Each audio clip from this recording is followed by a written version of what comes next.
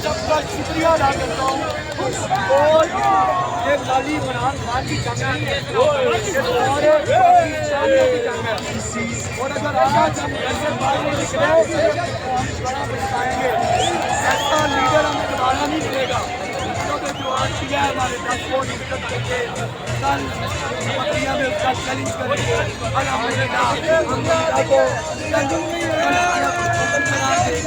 ये हमारा वादा है। और हमारे जो सिक्योरिटी गार्ड बेचारे सोए हुए हैं, जो पूरे के सिक्योरिटी गार्ड है, बताया जागो यार, आप जागो, आप नहीं जागोगे तो जैसा हो जाएगा। आपने जो काम करनी है वो ये सारे चोर हैं, ये सारे के साथ करने के लिए आए हैं। जानो ये भी ऐसा के साथ जंग कर सकते हैं।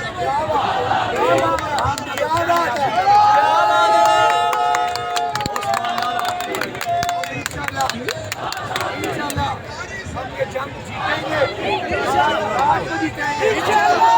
ये अपना पीढ़ी जो अपने आप को कैसी कैसी है